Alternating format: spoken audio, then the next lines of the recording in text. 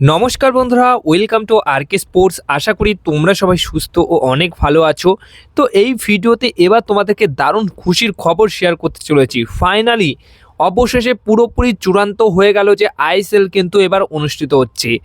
এতদিন ধরে ভারতীয় ফুটবল যেভাবে অন্ধকারের মধ্যে ছিল, সেই আইএসএল যেটা বন্ধ ছিল সেই আইএসএলের জটটা কিন্তু খুলে গেল। অবশেষে সবথেকে বড় সুখবর আজকের দিনে দাঁড়িয়ে তোমাদেরকে সকালের একটি ভিডিওতে জানিয়ে দিয়েছিলাম যে আজকে কিন্তু একটা মহা বৈঠক রয়েছে।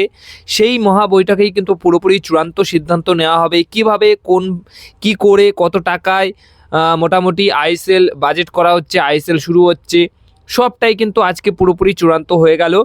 তো চূড়ান্ত যেটা হয়েছে সেটা হচ্ছে আগামী 14ই ফেব্রুয়ারি থেকে কিন্তু আইএসএল শুরু হচ্ছে। আইএসএলের প্রথম ম্যাচ, ওপেনিং ম্যাচ কিন্তু 14ই ফেব্রুয়ারি। যারা আমার রেগুলার সাবস্ক্রাইবার, যারা আমার পুরো চ্যানেল ফলো করো, তারা কিন্তু অনেক আগেই জেনেছো যে 14ই ফেব্রুয়ারির কথা কিন্তু আমি বলেছিলাম একটি ভিডিওতে। এখনও আমার মনে পড়ছে যে 14ই ফেব্রুয়ারি আসন্ন আইএসএল মরশুম করার একটা পরিকল্পনা নিচ্ছে, এরকম খবর কিন্তু দিয়েছিলাম। যারা সেই ভিডিওটা দেখেছিল তারা অবশ্যই একটা কমেন্ট করে দিও যে আমি ঠিক বলেছিলাম কি না, নাকি ভুল বলেছিলাম।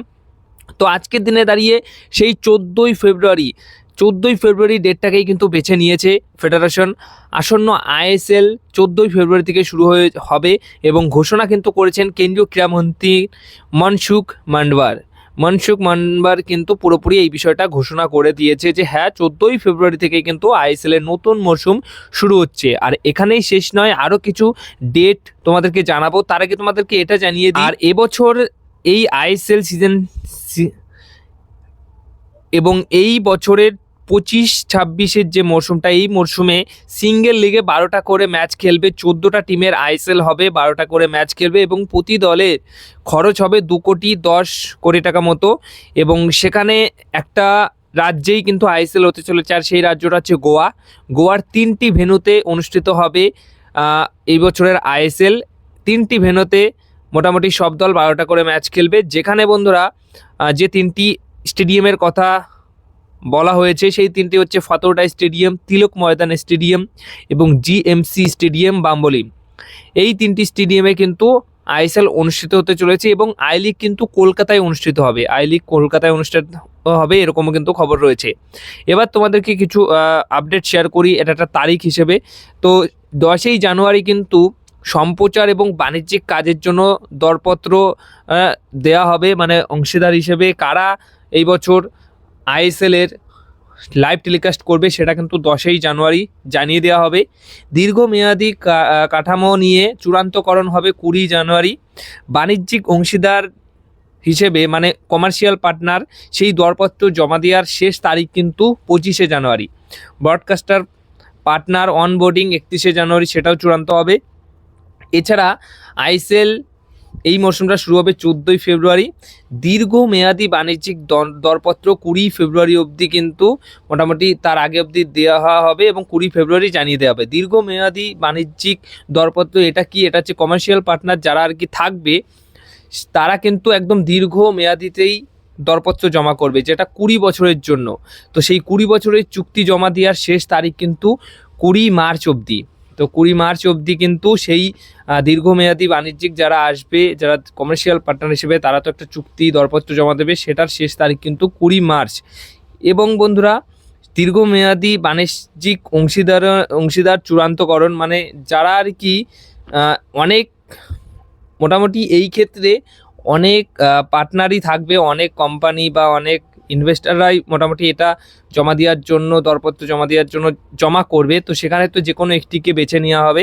তো সেই একটি কমার্শিয়াল পার্টনার বেছে নেওয়া হবে 31শে মার্চ, ওই দিন কিন্তু বেছে নেওয়া হবে। এবং 2026-27 মরশুমের যে আইএসএলটা, সেটার জন্য সকল দিক দিয়ে পুরোপুরি চূড়ান্ত হয়ে যাবে 25শে মে। তো 25শে মে কিন্তু পুরোপুরি চূড়ান্ত হয়ে যাবে 2000 নেক্সট সিজন, মানে এই সিজনের নেক্সট সিজন যেটা আসছে সেটার জন্য পুরোপুরি সব কিছু ঠিকঠাক করে নেওয়া হবে, চূড়ান্ত হয়ে যাবে 25শে মে। এবং বন্ধুরা বলে দিই যে এই বছরের যে single league home and away ফরম্যাটে আইএসএল পরিচালনা করার জন্য 24,26,00,000 টাকা কিন্তু অভ্যন্তরীণ বাজেট প্রস্তুত করেছে ফেডারেশন। এই ছিল আইএসএল নিয়ে আপডেট। মোদ্দা কথা, এত কিছু দর্শকদের না জানলেও হবে, এখন আপাতত যেটা দর্শকরা জানতে চেয়েছো, তোমরা জানতে চেয়েছো, সেটা সবথেকে একটা শান্তির খবর, যেটা শুনে সবাই শান্তি পেয়েছে, সেটা হচ্ছে 14ই ফেব্রুয়ারি থেকে কিন্তু আইএসএল শুরু হচ্ছে। তো আর কোনো প্লেয়ার কিন্তু এবার ইন্ডিয়া থেকে যাচ্ছে না বিদেশিদের ক্ষেত্রে। কিন্তু যেহেতু জানুয়ারি ট্রান্সফার উইন্ডো চলছে, সেই ক্ষেত্রে যে কোনো প্লেয়ারই কিন্তু দল পরিবর্তন করতেই পারে, সেটা হবে। কিন্তু আমার মনে হয় যে এখন কিন্তু আইএসএল যেহেতু হচ্ছে বা হবে, সেই ক্ষেত্রে অন্য কোনো বিদেশি প্লেয়ার আর হয়তো যাবে না অন্য কোথাও, এই দেশের এই আইএসএলই খেলবে আমার যেটুকু মনে হয়। আর কোনো সাইনিং হয়তো ওপর দিকে হবে না। যেরকম অনেক প্লেয়ারই কিন্তু এখন ইন্দোনেশিয়ার লিগে চলে গেছে, তার মধ্যেই জানিয়ে দিই যে আইএসএলের সব থেকে সফল ডিফেন্ডার তিরি, সে কিন্তু সই করে নিয়েছে ইন্দোনেশিয়ার একটি ক্লাবে, যেখানে বোরজা হেরেরা সই করেছে, সেই ক্লাবে সে কিন্তু সই করে নিয়েছে। আর সেই ক্লাবটি হচ্ছেন পেরসিজাপ জেপেরা। পেরসিজাপ জেপেরা, এই দলে কিন্তু বোরজা হেরেরা সই করেছে, মানে বোরজা ফার্নান্ডেস গোয়ার প্লেয়ার ছিল, এবং তিরি এখন সই করে নিল। এবং তার আগে কিন্তু মোহামেডানের ফ্রাঙ্কা, সেও কিন্তু এই দলেই খেলছে, তাকেও কিন্তু সই করিয়ে নিয়েছে। তো ইন্দোনেশিয়ার ক্লাবগুলো কিন্তু আইএসএল থেকে ভালো ভালো বিদেশি প্লেয়ার কিন্তু সই করিয়ে নিল।